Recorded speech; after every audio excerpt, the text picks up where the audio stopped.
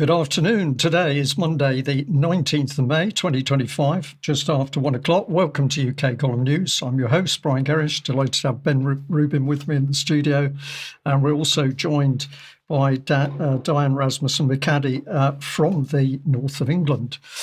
Well, we've had a challenging day here in the UK column, and finally the technology is doing what it should do. So we're delighted to bring you the news.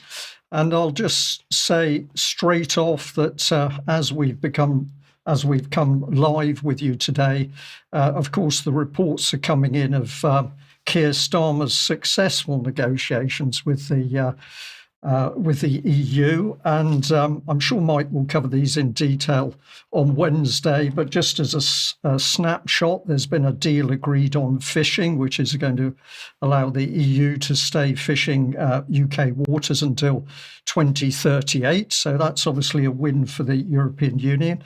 There's going to be some slight adjustments on checks on farming food products going to the EU, so that smoothed the path for Keir Starmer to be back with his friends in the European Union. But the critical thing, which the whole UK column team have been watching, is what was going to happen in relation to defence and security. And well, no surprise, a new security pact has been agreed.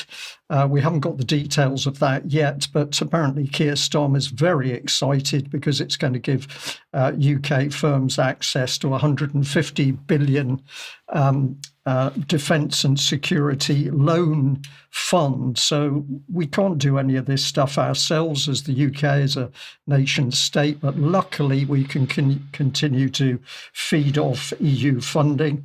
There's been a deal done over carbon, and that will effectively put a joint EU-UK plan in place for carbon taxes.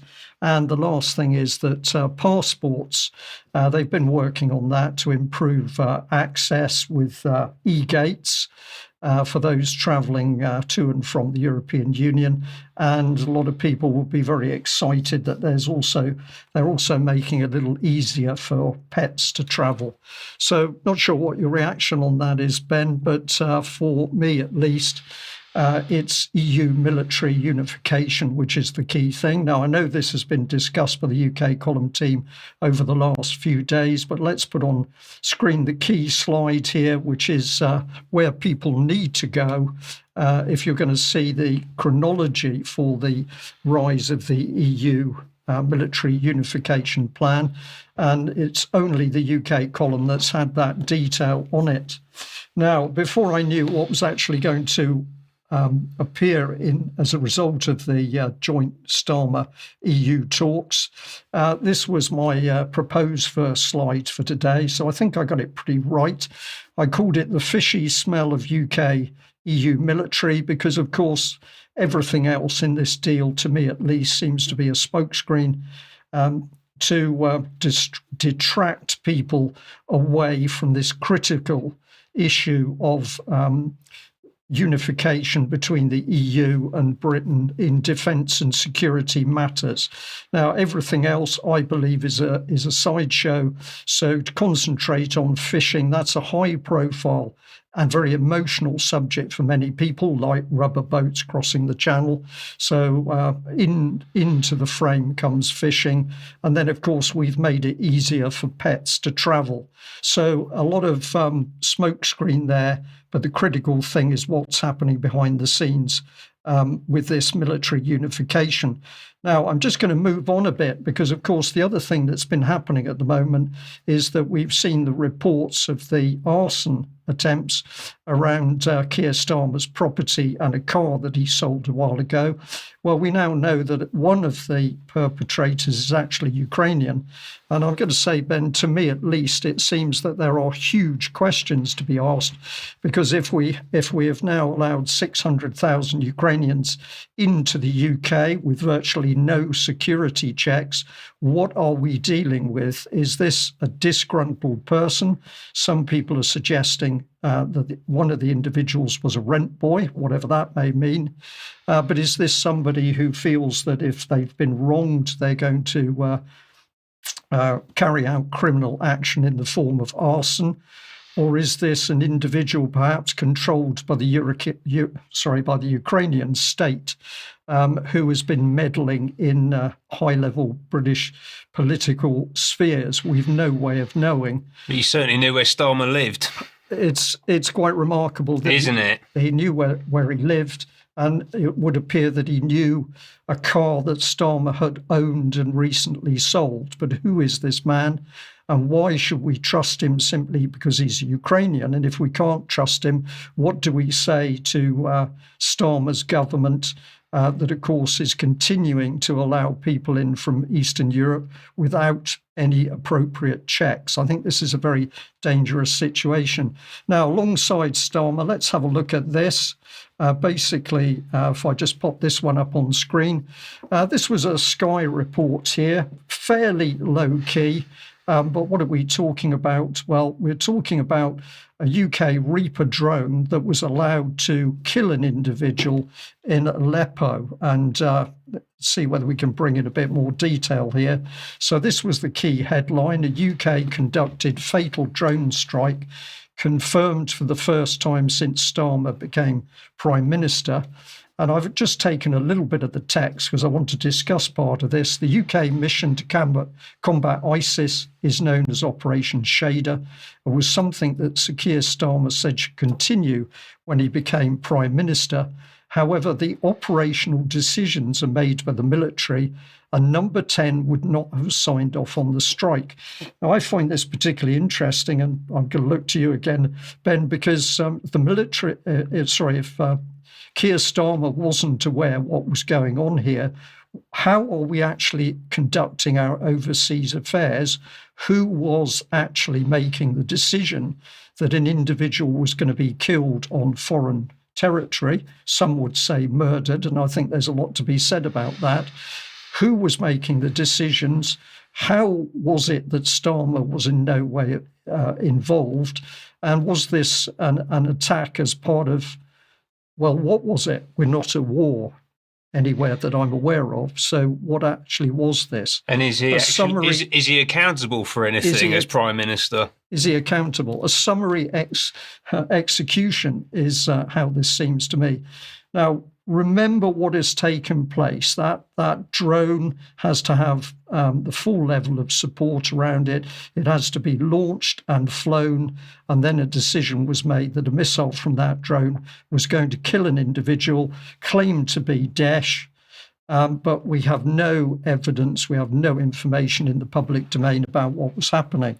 Now, let's also, while we think about that, have a look at this headline from the Jerusalem Post from a day ago. It says that Syrian Defence Minister General Kazara met with an official British delegation led by, quote, political advisor Charles Smith. Well, I was very curious about this. They posted another picture of this man. And I'm going to ask the question, who is exactly the political advisor Charles Smith?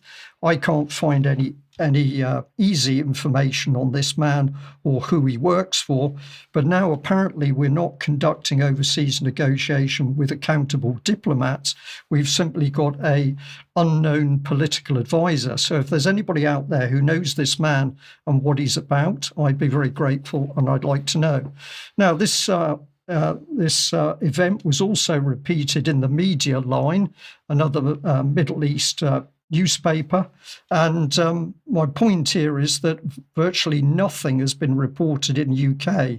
So to find out what's going on overseas with an unknown political advisor, we have to look at foreign news outlets in order to glean any information at all. So the public wasn't told any of this in a move unprecedented since the outbreak of the Syrian war. Syrian Defence Minister met Thursday with an official British delegation led by political advisor Charles Smith to explore ways of supporting the reconstruction of the Syrian army and enhancing stability in the country and the broader region. And the Ministry of Interior said in a statement that the delegation discussed avenues of support for the Syrian military with the Defence Minister and other related matters. And if I just carry on there, apologies for the slight overlap of the text.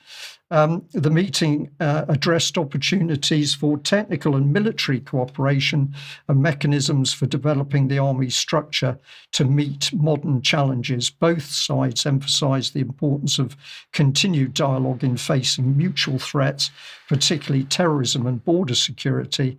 And a source in the Ministry of Defence, I believe that's the Syrian Ministry of Defence, told Media Line that such meetings may pave the way for broader agreements involving humanitarian security and potentially economic cooperation.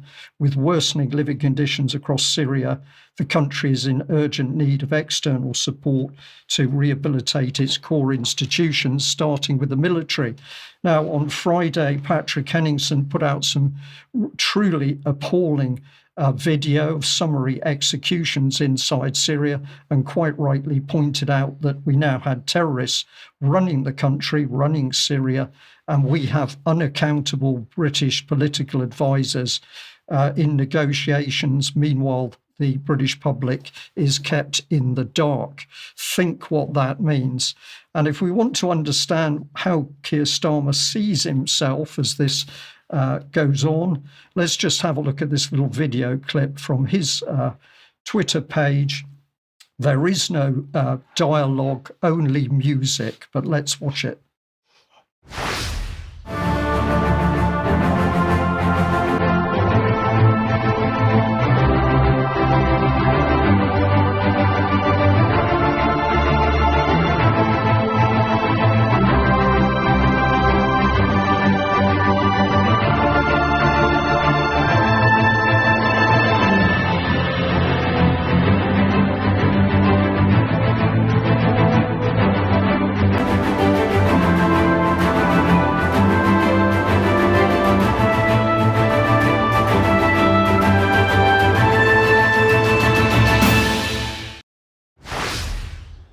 Well, that was completely unedited, so Keir Starmer thinks he doesn't even need to speak for the wider British public to understand his power and his omnipotence. And essentially, there he was on the international stage conducting his business to his entire satisfaction, whilst the public in UK are absolutely kept in the dark. I'm going to say Tony Blair, dangerous Prime Minister, Keir Starmer absolutely following in his footsteps, and of course the death and carnage continuing across the world.